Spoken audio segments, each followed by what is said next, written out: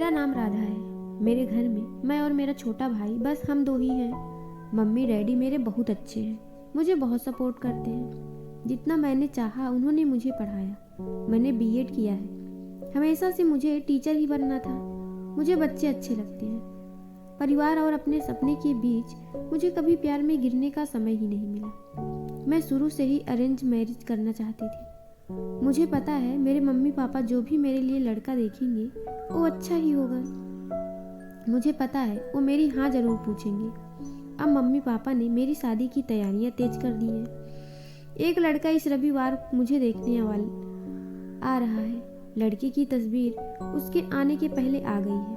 पापा पहले लड़के की खोज खबर अच्छे से निकलवा लेते हैं, फिर भी मुझे किसी की तस्वीर दिखाते हैं।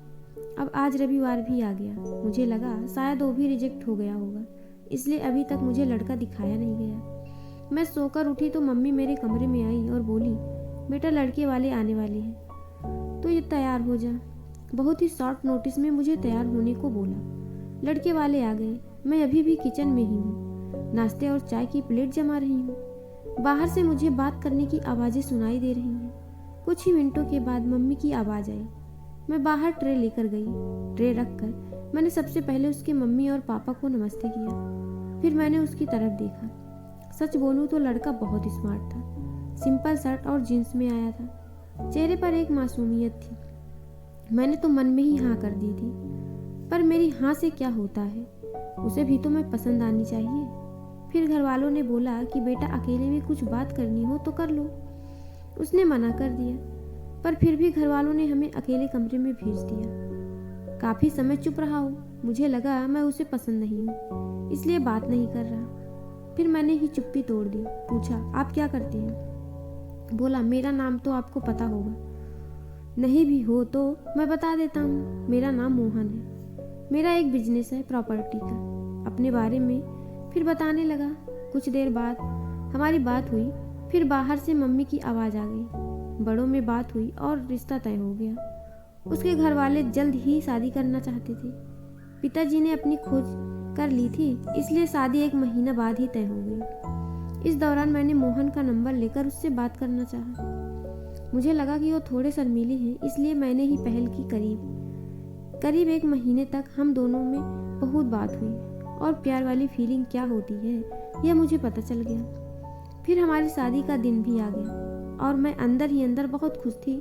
मम्मी पापा को छोड़ जाने का गम तो था, लेकिन मुझे लगा कि मुझे सही जीवन साथी मिल गया है। सुहाग रात आ गई। मैं थोड़ी घबराई हुई बैठी थी। बेड पर वो आए और मेरी तरफ देखा। मैंने भी हल्की सी स्माइल पास की। मोहन ने कुर्ता पहन रखा था। वो थोड़े घबराए लग रहे थे। मुझे लगा जैसे मैं नर्वस हूँ, शायद वो भी इसी तरह होंगे। मोहन अब बाथरूम गए और कुर्ता चेंज करके आए। फिर मोहन आकर बोले कि तुम बहुत थक गई होगी, शायद आज आराम कर लो। मुझे लगा वो भी थके हैं, इसलिए मैंने ज़्यादा सवाल जवाब नहीं किए। अगली सुबह वो बाथरूम में फ्रेश होकर नहाकर और कपड़े भी अंदर ही चेंज करके आए। मुझे थोड़ा अजीब लगा, फिर मैंने सोचा शायद उनकी यह आदत होगी।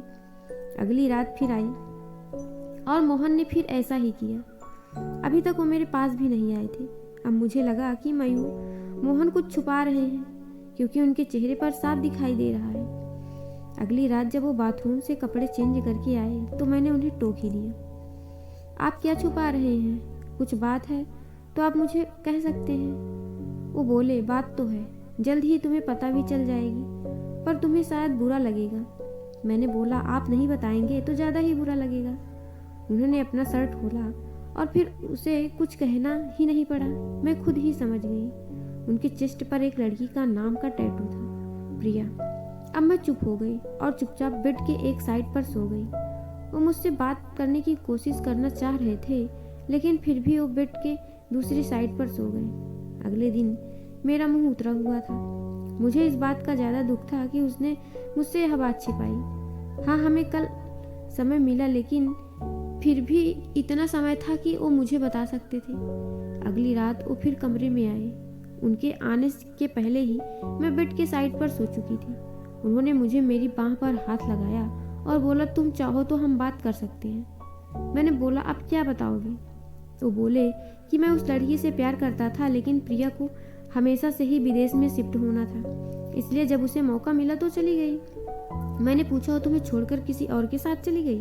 वो बोले, हाँ। मैं चाहता तो यह टैटू पहले ही साफ करवा लेता, लेकिन मैंने सोचा पहले तुम्हें बताऊंगा। तुम्हारी बातों से मुझे लगा था कि तुम समझोगी। फिर वो चुप हो गए। मैंने बोला, तुम मुझसे शादी के पहले ही बता सकते थे। वो बोले, अगर मैं बताता तो क्या तुम शादी नहीं करती?